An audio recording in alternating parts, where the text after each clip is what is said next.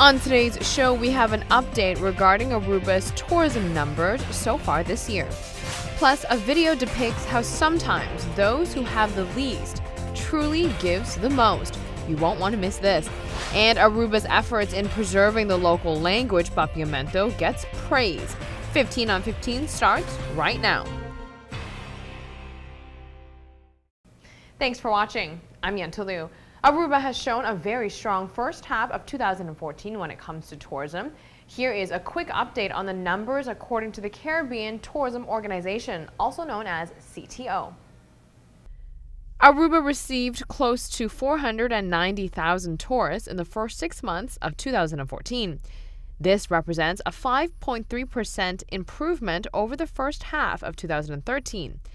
The percentage increase was largely due to a strong summer period, which showed a 7.4% improvement compared to the summer of 2013. Overall, Aruba seems to be in an upward trend. Aruba received 979,256 arrivals altogether last year, which is an 8.3% increase over the previous year. Aruba's growth within the first 6 months of this year is among the highest of Caribbean countries, with complete reporting for the period. In other local news, one of the oldest monuments on the island is currently being turned into an office space. Due to the building being a monument, the construction process hasn't been a typical one. Take a look at the progress of the Haven Cantor. The construction plans for the Haven Cantor underwent complications when the office space was adjusted to have an air conditioning system. The architect of the project says the team cannot just change the plans. Changes require approval since the building is a monument, and of course this takes longer time. There are specific details for the windows and doors that need to be made in Curaçao. Once the building is finished, the department in charge of stamping products with an Aruban seal when the item is made on the island will be moving in downstairs of the building.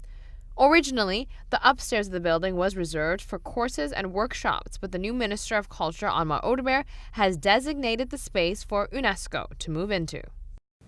This project is scheduled to be finished by September 8, 2014.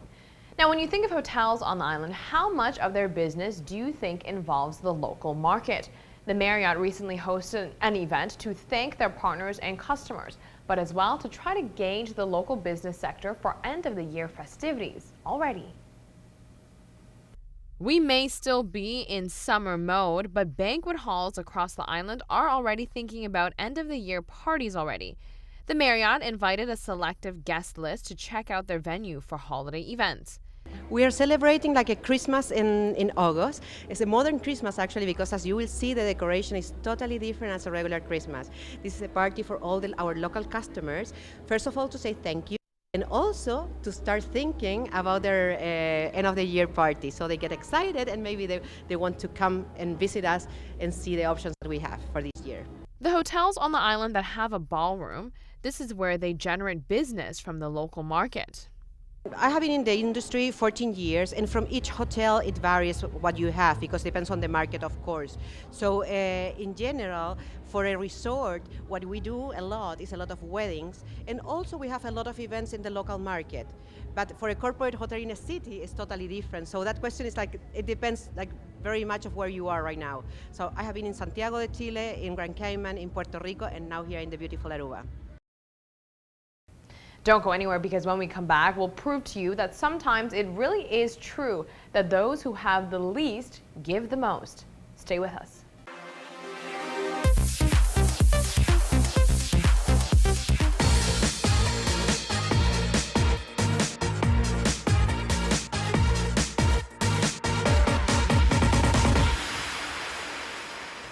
Welcome back from the break. If you are looking to shed a few pounds, you may want to ask for extra foam on your next coffee order. A new study found that consuming a foam drink, meaning one that is frothy or whipped on top, could help curb your overall appetite. Researchers found the subjects in a study who had eaten the foam reported having a smaller appetite after each session. The two theories for this comes down to the entrapped air effect. First, since foam is basically just whipped air, researchers believe the air may fill up your stomach, so you are more likely to feel full after you have it. The second reason is more mental. Having foam may trick your brain into thinking you ate more than you actually did. Sometimes the people who have the least truly give the most. Perhaps it's because they know how it feels to have nothing. No matter what the reason is, this video filmed in Santa Monica, California truly speaks volumes to how kind those who don't have anything can be.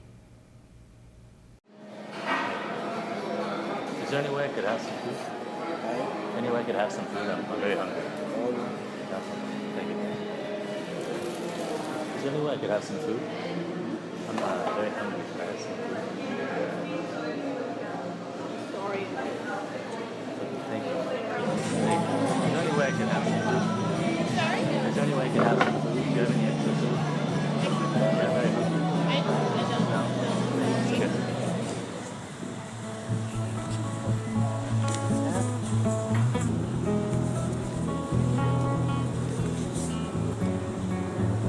Hey, excuse me, sir. Are you hungry?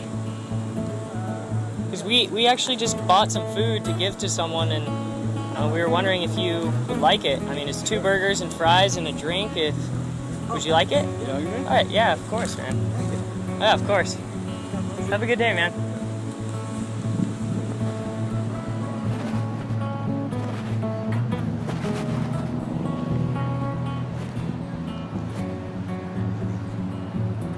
Hey, is there any way I could have some food? I'm really hungry. Hey, thank you so much. Thank you. How long have you been out here? How long have you been out here? I lived here most of my life. Yeah? Excuse me, sir.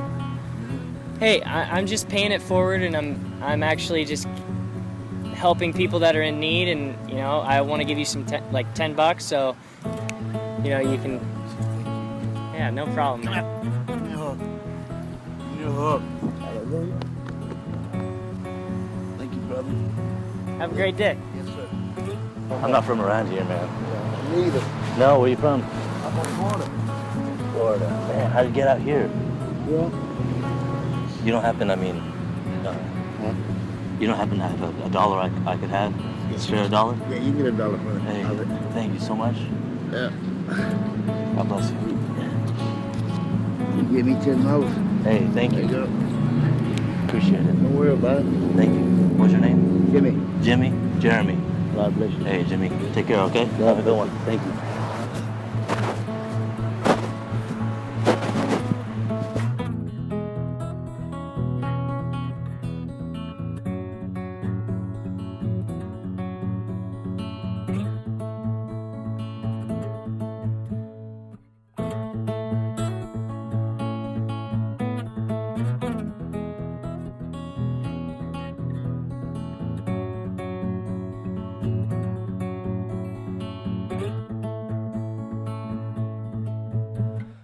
I think that also says a lot about don't judge a book by its cover. On that note, we will be right back. Take a look to see what is coming up next.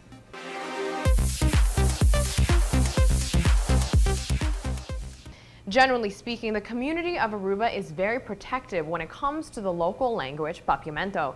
The locals do their best to preserve it, but more importantly, policymakers on the island, along with schools, do what they can to ensure the language is being spoken and taught properly to children. A linguistics professor from the University of Puerto Rico acknowledges this. During the Caribbean Today Language Awareness Conference, how the local people preserve the local language was praised. Aruba has something special here, and parents, along with policymakers, should do their utmost to ensure the language is passed down properly. Well, Aruba is a special island. In Aruba, there's a lot of language awareness, and there's also a lot of language development. Papiamento is a model for all of us. And what you have done with Papiamento and islands like Aruba is a model for all of us.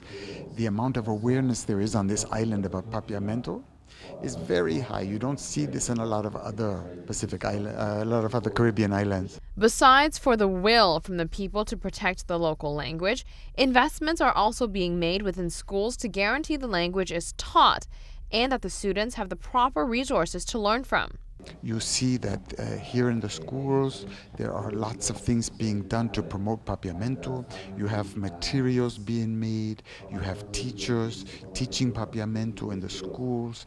These are very positive things because in a lot of Caribbean islands, you don't have the local language that are spoken by the people being taught in the schools. You don't have materials in those languages. So in terms of both language awareness and language development, I think Aruba is a model for the whole Caribbean. The linguistics professor says in order for children to be able to learn a second language successfully, they need to fully comprehend their native language first. There is a process for children to become bilingual. There has to be a base language for the children to work from.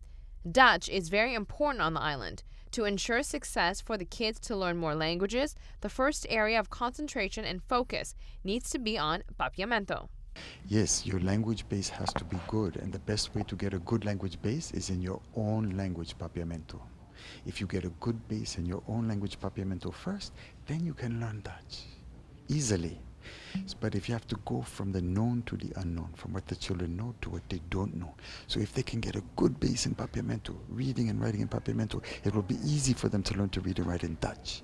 But if you expect them to read and write in Dutch before they can read in Papiamento, you have a problem because not only they're learning to read, not only they're learning how to write, but they're also learning a foreign language at the same time.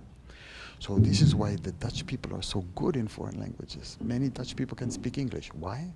Because they learn to read and write in Dutch first, then they go to English. So all that we're saying is the people in Aruba should have the same opportunity. The children should have the same opportunity. Get a good foundation in Papiamento first and then go on to Dutch. Bam. That is all the time we have for today. Thank you for joining us. We'll be back here on Monday night starting at 7:15 p.m. right here on Channel 15 ATV with a brand new edition of 15 on 15. So be sure to join us. We'll see you then.